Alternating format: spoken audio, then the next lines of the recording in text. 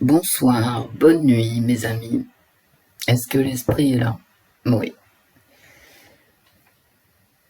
Là, je vais vous parler, c'est un récit de nuit. Mais à travers ce récit, en fait, j'ai envie de vous parler du privilège blanc. Qu'est-ce que c'est que le privilège blanc? Que j'ai connu, moi.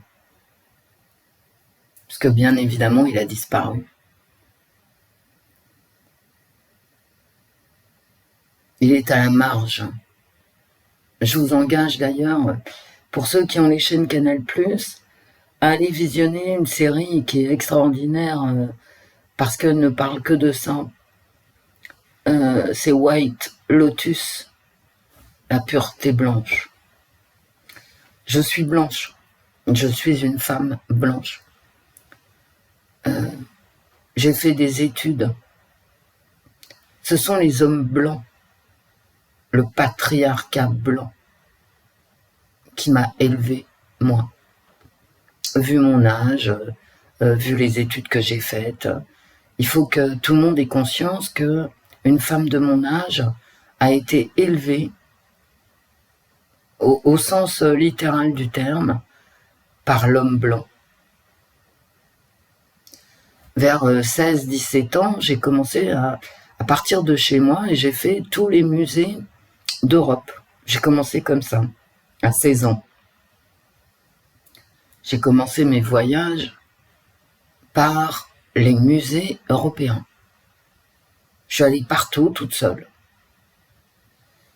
Et tous les peintres, les maîtres, sont des hommes blancs.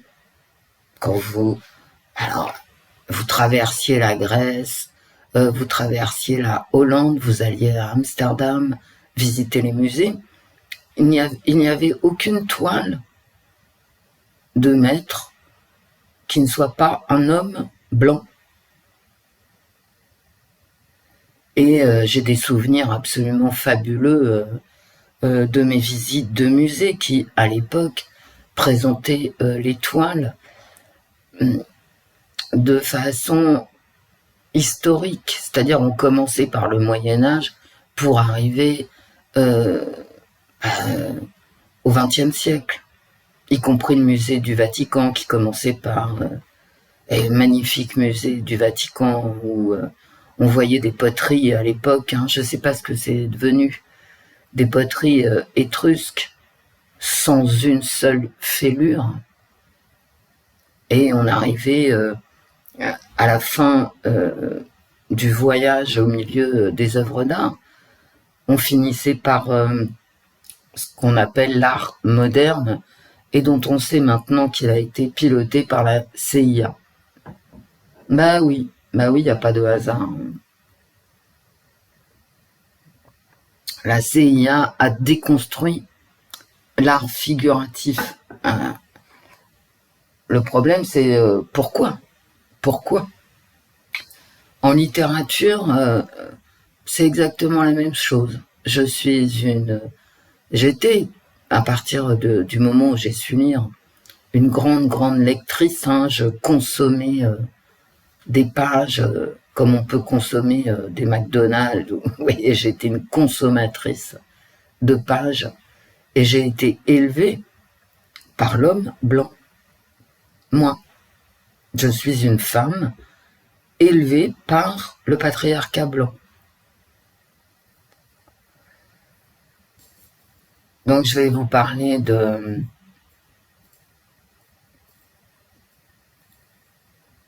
la garden party du consul de France. J'espère que ça sera, comment dire, que ça vous permettra de comprendre ce que c'est que le privilège blanc. C'est subtil en fait. C'est pas quelque chose d'agressif. C'est comme une évidence. Je pense d'ailleurs notamment à mes compatriotes des Antilles qui ont été élevés aussi par le patriarcat blanc comme moi. Parce qu'à l'époque, dans les classes, nous avions les mêmes cursus, le même baccalauréat. Donc je pense à tous mes compatriotes de couleur noire, qui, comme moi, ont été élevés par les hommes blancs. Bah oui. Est-ce que c'est un problème? Est-ce que c'est pas un problème? Franchement, je n'en sais rien. Parce que je suis pas noire. Et je ne suis pas un homme. Donc quand je suis arrivé à un certain âge, donc passé 18 ans, quand j'ai fait tous les musées européens, la Grèce, le Vatican, la Hollande, enfin, absolument tout. Hein, voilà. Même aller à Lyon, hein, oui, la France est en Europe. Je suis allé en Angleterre. Oh là là, à l'époque en Angleterre, mais c'était immonde, les musées. Enfin, je suis vieille, hein, maintenant. Peut-être qu'ils ont arrangé ça. La grande galerie londonienne, là, c'est vraiment... on n'a aucun recul, enfin c'est horrible. Je suis allé à Venise, je suis allé à... Enfin bon, partout. Et je me suis dit, ben, maintenant tu vas parcourir le monde, maintenant que tu as vu les musées que tu as lus. J'avais toujours un bouquin à la main, hein. Ouais. Et ça ne me gênait pas, hein, le fait que ça soit des hommes blancs. Alors que moi j'étais une femme qui avait pas du tout de femme. Bon, à part 2, 3 que tout le monde connaît, mais bon, c'était vraiment à la marge. C'était pas un problème. D'accord? Le problème, c'est que quand j'ai voulu découvrir le monde, comme je suis une femme, je me suis dit, mais tu n'es qu'une femme. C'est exactement ce que je me suis dit. Alors, vous pouvez, effectivement, en 2022, vous pouvez sauter sur votre chaise, etc. Peu importe. C'est exactement ce que je me suis dit. Tu veux découvrir le monde, mais tu n'es qu'une femme. D'accord? Je n'étais pas un homme, j'étais une femme. Et comment tu vas faire? Et je me suis vraiment posé la question. Je me souviens même où je me la suis posée, c'est pour vous dire à quel point cette question était importante pour moi en tant que jeune fille, et alors qu'elle ne l'est plus du tout maintenant pour les jeunes filles de 2022. Mais moi, je me la suis posée, parce que je suis d'un autre temps.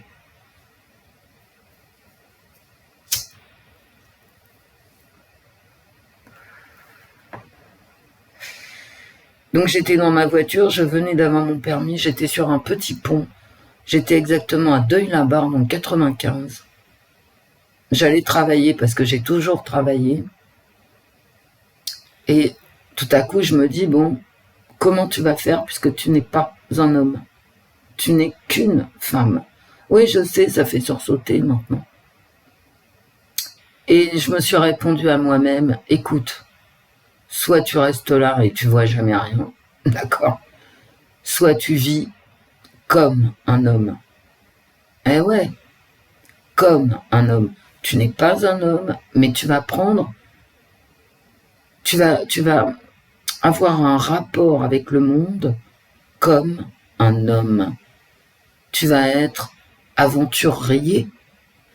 Aventurière, ça m'est même pas passé par la tête. Il y avait cette notion à mon époque que les femmes avaient leur place et les hommes avaient leur place. Alors les hommes avaient le droit de voyager, d'avoir des maîtresses, tout ce qu'on sait dans la littérature, dans la peinture, etc. Mais que les femmes, non. Les femmes étaient assignées, c'est vrai. La preuve, moi, je me suis posé la question. Puisque tu n'es pas un homme, comment vas-tu faire? Eh ben, tu vas vivre comme un homme. C'est exactement ce que j'ai fait. Et cette question, je me la suis posée une fois, hein. C'est tout. Et il n'y a que maintenant, en vieillissant, que je me retourne et que cette réponse me saute à la mémoire, vous voyez? c'est important de prendre l'ampleur des changements qu'il y a eu.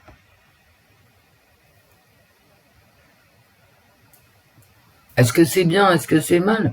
Je suis pas là-dedans. Hein. Je suis pas en train de dire voilà ce qui est bien, voilà ce qui est mal. Moi, je suis dans le descriptif. Je vous raconte des choses vraies. Je suis pas dans le jugement, d'accord?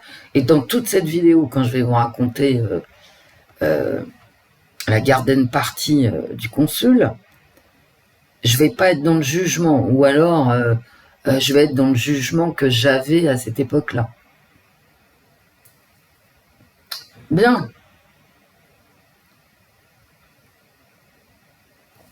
Donc, ouais, je bois mon café en même temps. Élevé par le patriarcat blanc, n'étant qu'une femme, ayant décidé de vivre comme un homme. Et je veux dire, c'est important le comme.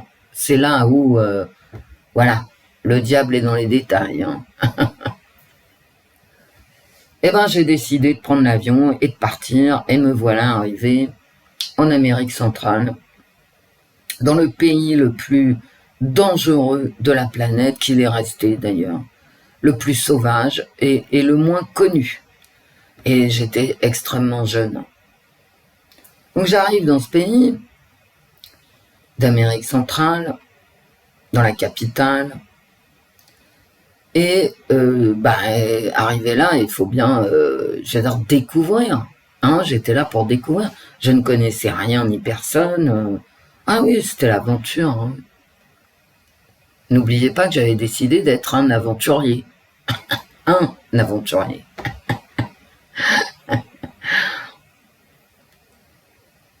Voyez, vous voyez, voilà, c'est subtil, tout ça. Et déjà, dans le centre de la capitale, il y avait un marché. Tous les jours, hein, parce que forcément, dans les pays pauvres, c'est pas le même système pour faire ses courses. Il n'y avait pas Carrefour, encore moins Amazon qui te livre chez toi. Il n'y avait rien. Il y avait quelques épiceries avec très peu de produits. Enfin bon, c'était très bizarre pour moi qui arrivais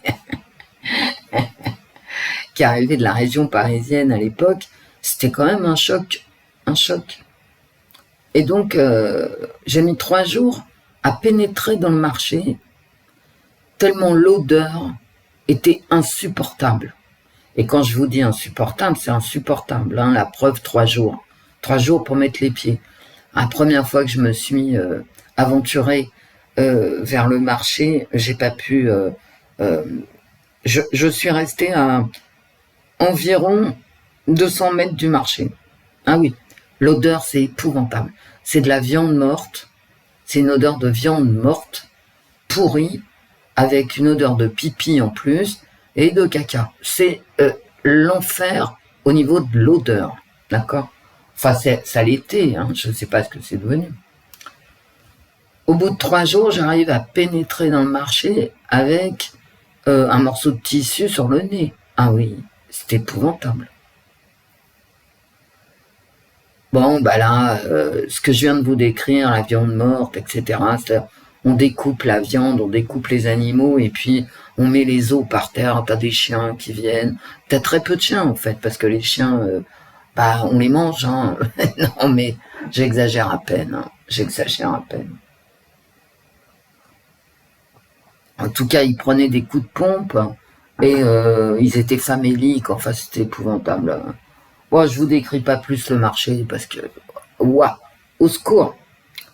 Et puis si je vous le décris, ça sera sur une autre vidéo. Et donc, je fais mon tour de ville. Il y avait des vendeurs de jus d'ananas avec ou sans rhum dehors. Il faisait une chaleur démente. J'étais la seule blanche, hein. Bah oui. Et j'étais rouquine avec des cheveux longs à l'époque. Et les gens ne voyaient jamais de blancs. Les blancs ne se promenaient pas dans la rue dans ce genre de pays. Ah, c'était... les têtes se retournaient. Mais qu'est-ce qu'elle fout là, celle-là, quoi, hein? D'où elle sort, de quelle planète? Mais bon, je mangeais ce qu'il y avait à manger. Vous savez, quand on a faim, on mange de tout et d'une. Et de deux, bah, si t'es là, c'est que t'as pas peur. Donc, bah, je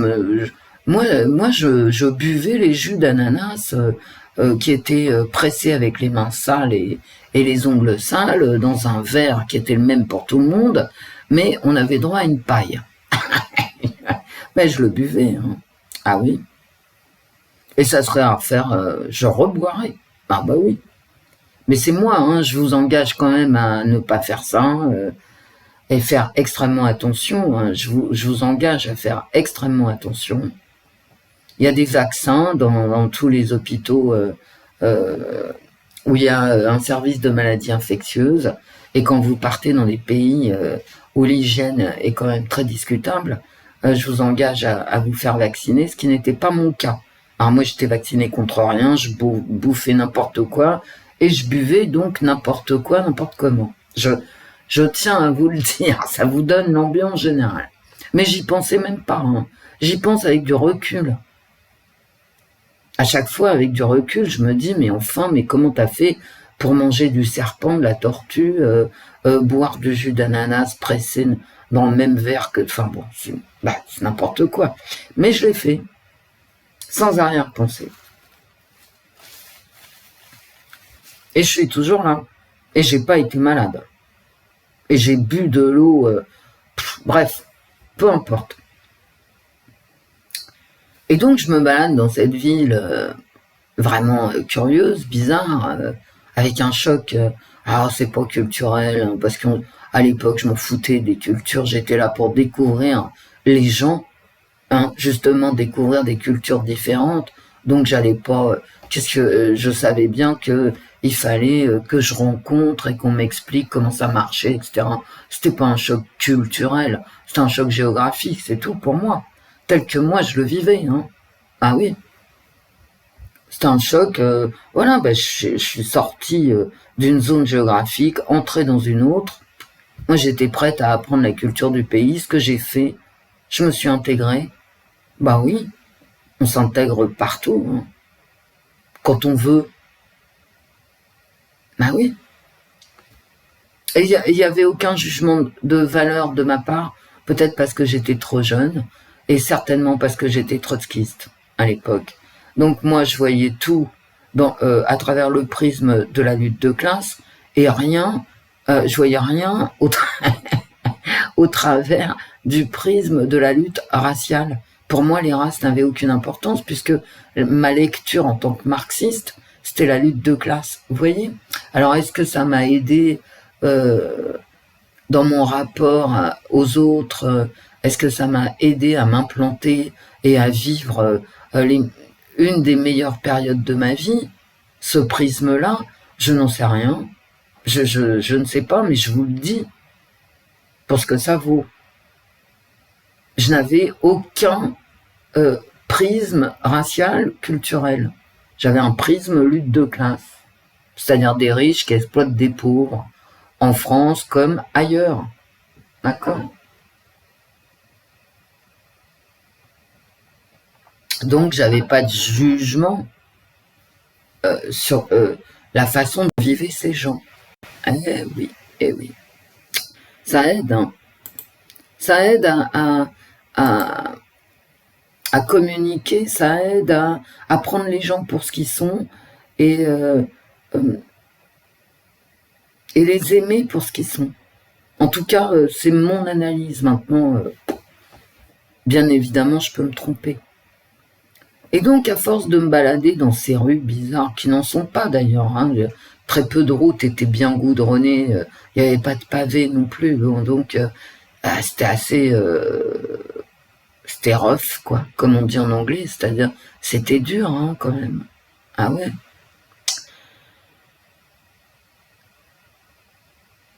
Et donc, je vais vous passer plusieurs épisodes assez marrants. Un jour, il y a un gars qui arrive et qui me dit, dites, vous êtes invité. Parce que vous savez, dans ces villes qui n'en sont pas, sont comme des villages, on sait ce que tu fais parce que t'as une police politique du pays, t'as une police tout court. Moi, je le savais pas, bien évidemment, j'étais innocente, hein. Mais t'es toujours suivie. On se dit, mais attends, mais qu'est-ce qu'elle fout celle-là? Elle descend de l'avion, elle s'installe, elle loue une maison. Qu'est-ce que ça fout là? Est-ce que, en fait, c'est un espion? Mais moi, je vous le dis maintenant, avec le recul. À l'époque, bien évidemment, je pensais pas comme ça. J'étais complètement innocente, hein. C'est idiot d'être innocent, mais j'étais idiote, on va le dire comme ça. Et donc, il y a un gars qui s'amène, il me dit, vous êtes invité chez le consul qui fait une garden party. Ah bon? Et moi, alors, innocente aussi, hein. Bah oui, tiens, pourquoi pas. Et donc, bien évidemment, j'étais sous surveillance. Vous comprenez? Mais je l'ai compris vraiment très tard. Mais qui c'est cette petite nana, toute petite, toute maigre, qui arrive dans ce pays, qui les yeux écarquillés, qui fait le tour de la ville, etc. Pourquoi elle est là? On sait jamais, des fois que j'aurais été un espion, vous voyez, voilà. Donc, ah bah oui, c'était ça l'ambiance, hein, puisqu'il n'y avait pas de blanc. Ok. Et il y avait encore moins de femmes blanches, hein, enfin, voilà. Donc, je vais donc, alors, je dis oui, bah, je vais venir, hein. Alors, bah oui, pourquoi j'irai pas? Et donc, je me pointe chez le consul, drink. Alors, il faut savoir quand même que le consul, il habitait pas en plein milieu de cette merde, hein, parce que, comment vous expliquer autrement? Pour nous, en tout cas pour nous, occidentaux, c'est vraiment la merde, hein. Ah ouais. Ça pue, il y a pas de route, il y a pas de rue, il y a pas de numéro de maison. Je veux dire, tu passes ta vie à te perdre, à demander ton chemin. Les gens sont très gentils, hein.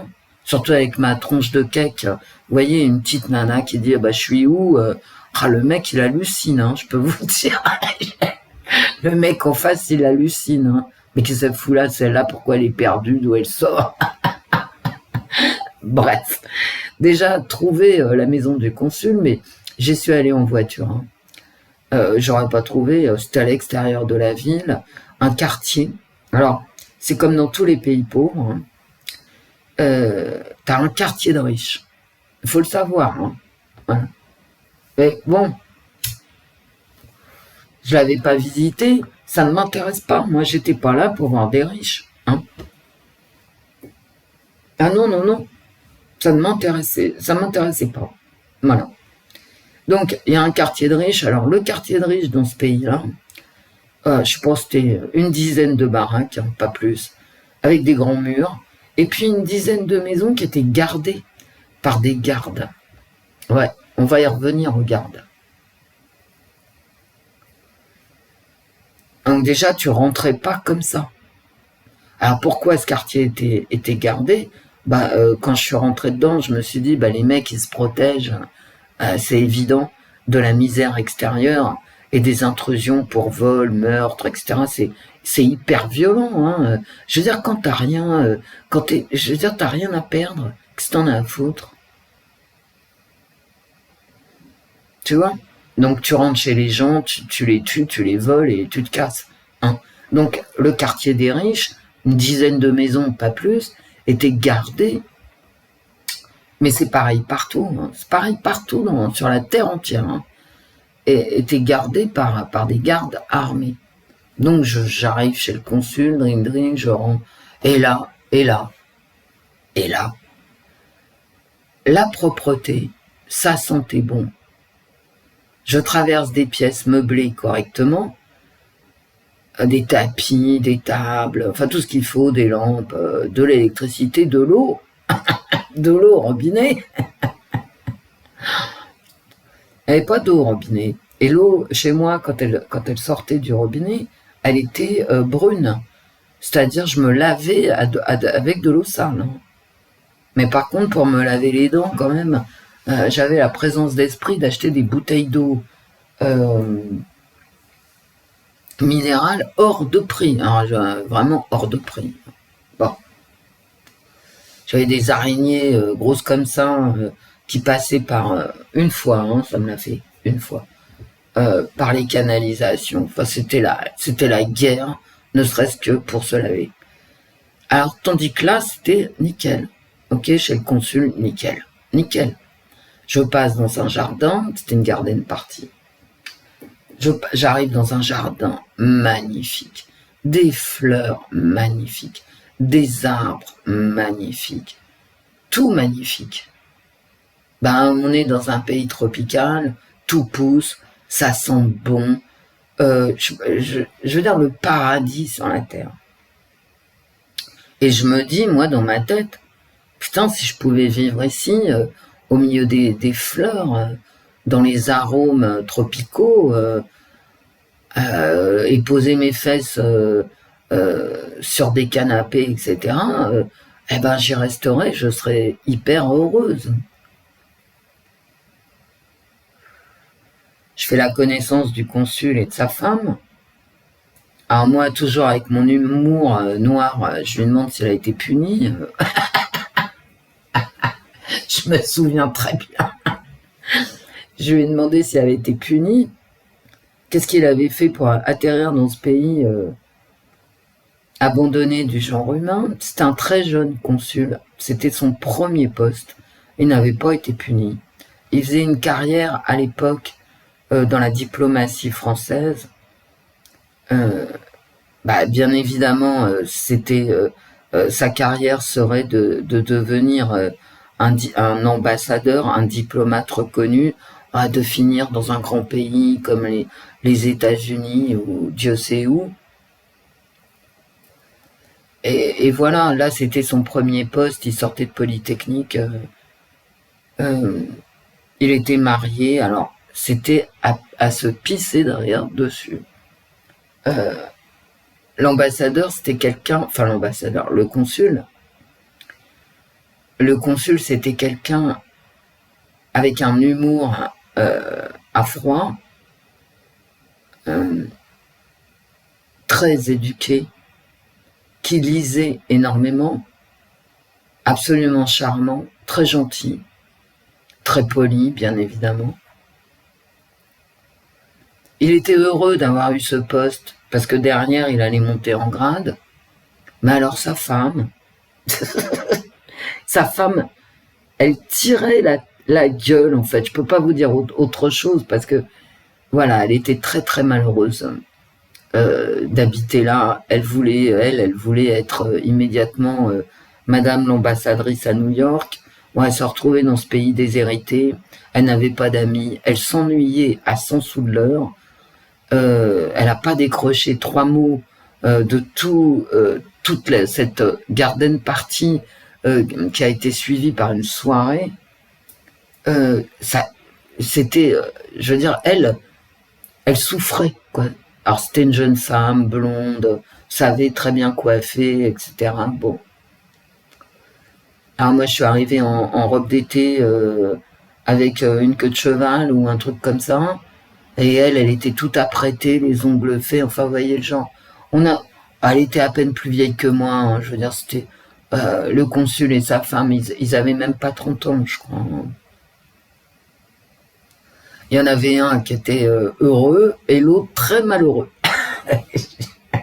Et moi, je la regardais, cette dame, et je me disais, mais comment tu peux être malheureuse sous les tropiques, dans un magnifique jardin? Il se faisait envoyer des livres par avion. Elle avait tout ce qu'elle voulait. Comment est-ce qu'on peut être malheureux dans ces conditions? Alors moi, ça me dépassait, surtout que je sortais de la rue. J'étais pas dans la rue, mais je sortais d'avoir visité ces rues épouvantables de cette capitale oubliée du genre humain. Et je me disais, mais comment cette femme ne sourit pas à la vie, quoi? Je ne sais pas.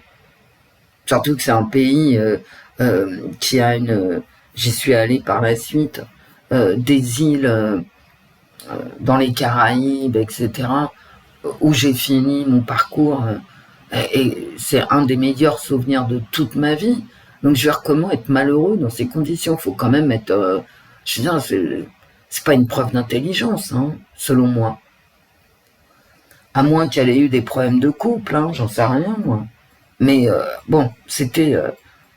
vraiment, cette femme était en souffrance. Et le consul était très heureux. Donc, vous savez ce qu'on a fait? Alors déjà, on a commencé à faire une partie de pétanque. Je vous jure que c'est vrai. On a joué aux boules dans le jardin du consul en attendant la soirée. Parce que ça a commencé par une garden party, ça s'est fini tard le soir. Donc, à partir d'une certaine heure, il y a d'autres blancs qui sont arrivés, des commerçants notamment, des gens qui faisaient du commerce avec ce pays, très peu d'anglophones, des hispanophones et des francophones. Il y en avait très peu, il y en avait une dizaine avec leurs femmes. C'était... et moi, quoi, au milieu de tout ça, voilà, mais... Et les gens buvaient... alors c'était beaucoup de rhum coca, hein, du vrai rhum, hein, du vrai, avec du coca et de la limonade, voilà. Enfin, personne n'était bourré non plus, hein. C'était sympathique, c'était gai, c'était... Voilà. C'était propre. Moi, j'en ai beaucoup profité, hein, de la garden party du consul. Ça m'a donné un havre de paix. C'est le privilège blanc. Le havre de paix. D'accord? Je continue. Ne hurlez pas, ne sautez pas sur vos chaises. Et à un moment de la soirée, je ne sais pas pourquoi, dans ma tête, parce que, vous savez, il y avait aussi les esclaves. Alors moi, je dis esclaves. Chacun dit comme il veut. Qui passaient les plats, qui allaient en cuisine, qui revenaient avec les plats, qui servaient les verres. Vous savez, nous, on servait rien du tout, hein. Nous, on était des blancs. Wendy, t'es atroce. Ben, écoutez, cette histoire est atroce, en fait. Et je vous dis ce que c'est que le privilège blanc. Ok? Et donc, à force de voir les esclaves qui sortaient de nulle part, c'est-à-dire de la cuisine, du sous-sol pour aller chercher les plats ou je sais pas quoi, bref, je me tourne vers quelqu'un et je lui dis, mais enfin, comment vous faites pour ne pas être attaqué? Alors le gars, il m'explique, les gardes aux portes du palais. Vous savez, c'est vieux, hein. Ça date pas ni de mes voyages ni d'aujourd'hui, hein. De 2022, les gardes aux portes des palais. Et il y avait qu'une dizaine de maisons, hein. C'était une espèce d'enclave de riches. Donc gardés jour et nuit. Et le gars me dit, et en plus, il y a un garde dans les garages. Ah, il m'explique que les voitures sont démontées, qu'on prend les pièces pour les revendre sur les marchés noirs, etc.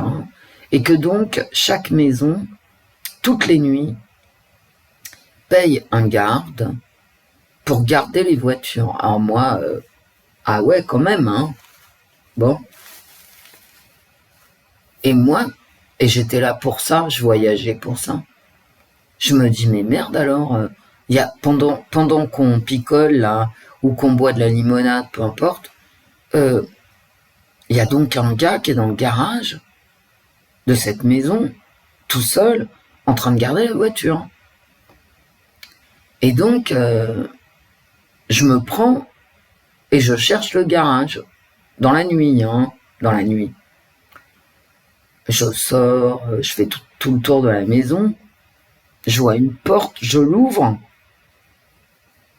et je tombe nez à nez avec un mec qui me met en joue, avec sa pétoire. Ouais, je lui dis calme-toi, voilà. Et je vais me resservir un café et je reviens. Bah, je suis revenu avec mon café chaud. Et donc, je vois ce monsieur, et ce qui me frappe, en fait, c'est que ce monsieur aurait pu être mon grand-père, ok? Donc c'était un vieux monsieur, pas mon père, mon grand-père, un vieux monsieur avec un fusil de l'armée mexicaine, et j'en ai vu plein des fusils comme ça, des espèces de pétoirs qui venaient de la guerre du Mexique à un coup. Enfin, c'est... Bah, vous n'êtes pas obligé de me croire, mais je vous jure que c'est vrai, quoi. Hein. Avec des crosses en bois très abîmées, etc. Bon, tu te demandes ce qui va tuer avec ça. Hein. C'est même pas un fusil de chasse de pépé. Tu vois, c'est la pétoire de la guerre du Mexique à un coup, quoi. C'est avec une crosse qui a vécu et qui tombe en lambeaux. Ah, mais je vous jure que c'est vrai. Hein. Mais bon, un coup, c'est un coup. Hein.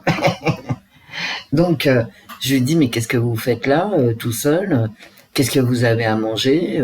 Et on commence à taper la discute, en fait. Et il me dit, de fil en aiguille, je gagne $1 par nuit. Le mec, il est arrivé vers 6 heures du soir, il partait à 8 heures du matin, il était debout toute la nuit, il gagnait $1 par nuit, il était ravi de gagner $1 par nuit, c'était une excellente paye. Non mais je vous raconte pas de crack, hein. Et il n'était pas nourri. Alors il me montre ce que sa femme lui avait préparé pour la nuit. Bah ouais, les femmes, elles préparent à manger. Je suis désolée. Hein. Donc, c'était un sandwich, mais alors SNCF, quoi. D'accord? Avec rien. Vous voyez? 2 tranches de pain. Mais dans mon souvenir, c'est ça. Hein, je blague pas. Hein, c'est la misère. Pas de fruits, rien, que dalle.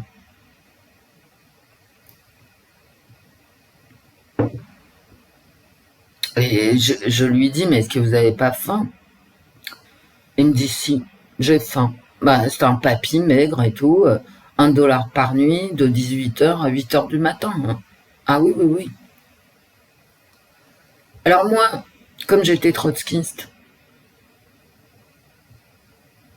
et puis pas que, bien sûr, bien évidemment pas que, mon sang ne fait qu'un tour, et je reviens dans la maison, je prends des choses sur le plateau, et bien évidemment, je vais lui donner à manger. Il n'a pas mangé devant moi, il les a gardés. Bon, bref, on se congratule, tous les deux, et je reviens dans la maison, après avoir apporté à manger. Et là, j'ai vu hein, que ce que j'avais fait, c'était interdit. Je n'ai plus jamais été réinvité dans les garden parties. On ne m'a plus jamais prié de revenir. Bah, ils ont compris dans leur tête, avec du recul, ce que je comprends, c'est qu'ils se sont dit, bon, bah, celle-là, elle est à l'ouest total, elle a qu'à se barrer dans le pays, de toute façon, elle n'en sortira pas vivante, donc on n'en a rien à foutre, c'est une folle. Alors, effectivement, j'étais pas une espionne, hein, et ils se sont dit, bon, bah, c'est une tarée. Et moi, je suis parti de là, j'étais outré.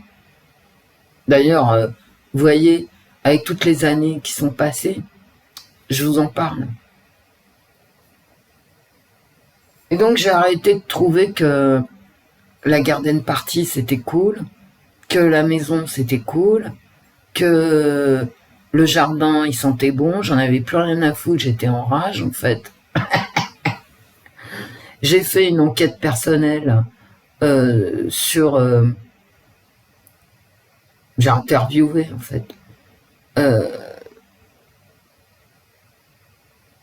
tout le personnel qui servait, genre à tous, à toutes, parce qu'il y avait des femmes, bien évidemment, demander combien ils gagnaient, est-ce qu'ils étaient davantage payés quand il y avait des garden parties? Bah non. Est-ce qu'ils avaient le droit de manger? Non. Vous voyez? Et là, mon sang révolutionnaire, je suis partie, j'étais enragée. Je suis partie de la garden party enragée. Et je le suis encore aujourd'hui quand je vous raconte cette histoire.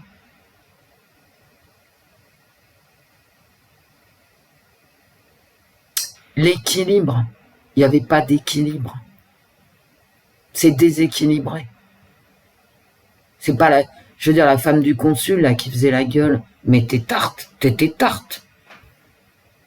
T'avais des choses à faire dans ce pays, ne serait-ce que le visiter.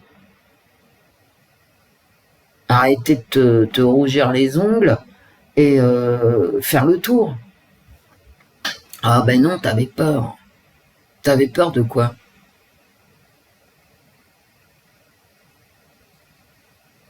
Je suis allée vivre dans les montagnes. J'ai vécu dans un village de pêcheurs, dans le même pays. Vécu à 2 endroits différents. Parce que la capitale, je l'ai quittée après ça. J'étais écœurée. Alors le privilège blanc, c'est de pouvoir se retrouver entre nous pour nous féliciter de notre félicité. Partager des moments doux, de douceur. Vous savez, quand tu joues à la pétanque, que tu parles littérature. Ah ouais, avec le consul, on a parlé littérature. Et longtemps, hein, on s'est assis dans son bureau et on a partagé nos goûts littéraires. Et on était bien, et j'étais bien. J'étais bien assise en face de quelqu'un qui était intelligent et sensible. Ah oui, tout à fait, le consul il était intelligent et sensible. Absolument. Ah oui. Et donc j'étais bien, j'avais ma limonade à la main, une vraie limonade au vrai citron, vous voyez, à l'américaine. J'étais extrêmement bien, j'avais les pieds sur un tapis, et quand je sortais, j'étais dans les arômes, les effluves des fleurs tropicales. Mais j'étais extrêmement bien, moi. Moi, j'y serais restée toute ma vie. Et on était content de se voir entre blancs, éduqués. La douceur de l'éducation. La douceur des échanges civilisés. Mais moi, ça m'a fait des vacances. Hein. Ah oui.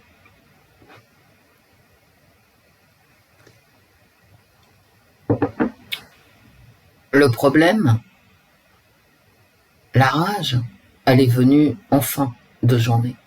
Quand je me suis rendu compte, en fait, que ces gens, éduqués et civilisés, abusaient. Il y avait de l'abus. Et j'ai pas... Et donc, je suis partie. Je suis partie. J'ai quitté cette ville, et c'est là où je suis partie vivre dans les montagnes. Ah non, mais ça va, quoi. Pourquoi ces gens éduqués, civilisés, sensibles, j'insiste, hein, c'est pas des imbéciles méchants, le couteau entre les dents, qui viennent et qui emmerdent tout le monde, c'était pas ça du tout. Hein. C'était doux, il y avait une douceur, la douceur de la civilisation. Et pourquoi ils ne regardaient pas autour? Et je dis pas du tout qu'ils étaient en train d'exploiter les autres. C'est même pas ça. C'est même pas ça. Il y avait pas cette notion d'exploitation. J'ai été la seule à le voir, à le dire, à me fâcher et à me tirer. Dans leur esprit, il n'y avait même pas ce désir d'exploitation. C'était de fait.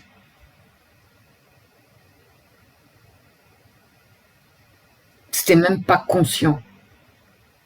Il n'y a que moi qui ai trouvé ça insupportable.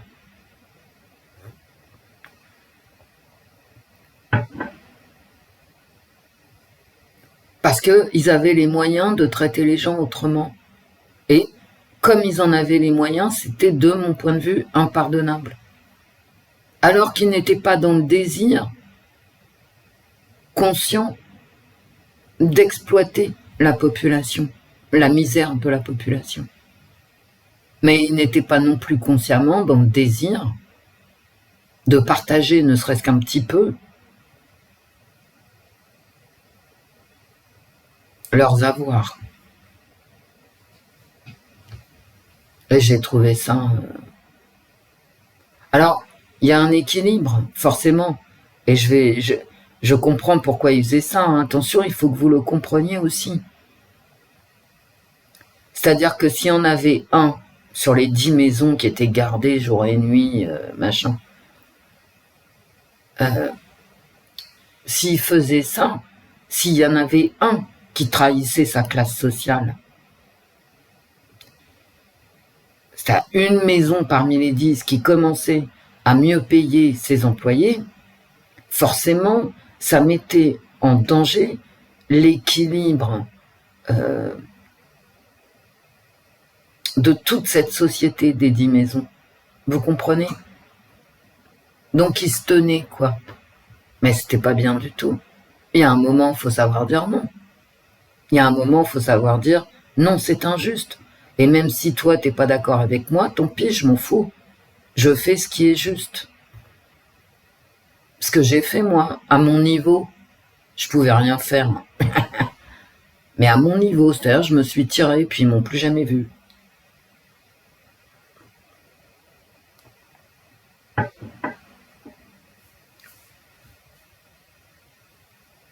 Comment cette civilisation,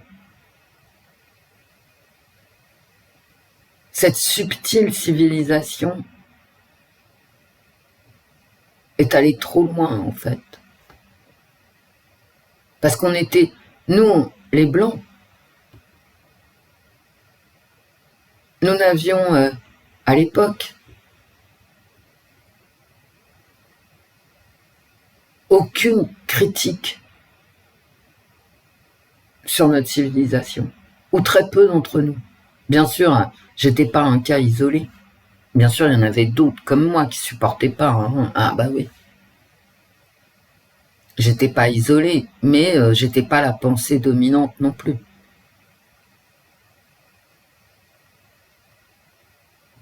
Vous voyez comme les petites choses, parce que c'est petit, c'est du petit bout de la lorgnette. Mon histoire avec ce monsieur qui gardait le garage pour $1 par nuit. Non mais attends. C'est le petit bout de la lorgnette. Mais faire ça à grande échelle, ça détruit la douceur de ce que nos ancêtres avaient construit. Alors vous allez me dire, oui, mais le blanc, il est rageux, il va toujours coloniser. Non, mais il va pas coloniser le blanc. Il augmente son territoire parce qu'il y a une tragédie des communs, voilà, c'est tout. Hein. Le blanc est comme les autres, hein. Mais en plus cruel, hein, c'est tout. Après, et ça nous emmène à parler de la différence des races. Et j'ai pas envie d'en parler du tout parce que là, c'est extrêmement compliqué, complexe. Et alors pour le coup, c'est ni blanc ni noir. Hein. Bah ouais.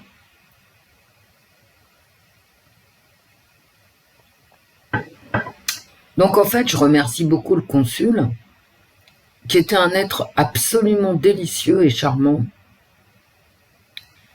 de m'avoir invité, de m'avoir offert une oasis de calme et de civilité. Je remercie beaucoup ce consul. J'en ai un excellent souvenir. Et je remercie beaucoup Marx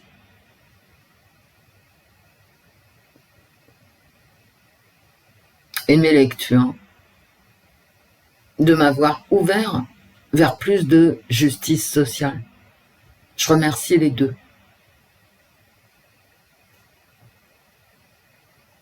Voilà, je vous laisse. Je sais que cette vidéo n'est pas intéressante pour tout le monde.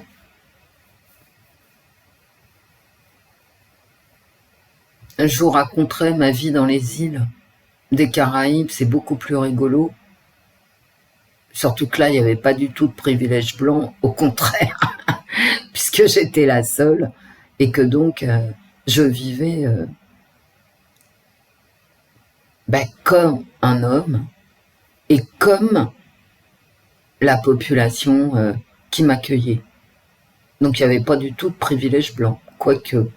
Vous voyez, il faut pas... Je veux dire, c'est une notion qui est extrêmement subtile, et c'est pour ça que c'est beaucoup plus subtil que ce que vous pouvez en penser pour certains d'entre vous. Et c'est pour ça que je vous engage à regarder la série White Lotus saison 1 et 2, qui sont drôles, qui sont subtiles, si on veut bien ne pas les regarder au premier degré, ce qui serait quand même beaucoup mieux. Le privilège blanc en tant que blanche, je suis obligée de le regarder comme un objet au second, au troisième degré. Je ne peux pas me permettre, moi, en tant que femme blanche, de le regarder au premier degré. Parce que sinon, je vais partir en cacahuète. Parce que ça touche mon éducation, mon identité civilisationnelle, ça touche ma race, ça touche beaucoup de choses. Donc je suis obligée de prendre un certain recul intellectuel et affectif. Et ça serait bien que tout le monde le prenne, ce recul. Et je ne renie rien. Et je ne demande pas aux autres de renier quoi que ce soit. Je vous fais des bisous et je reviendrai peut-être tout à l'heure.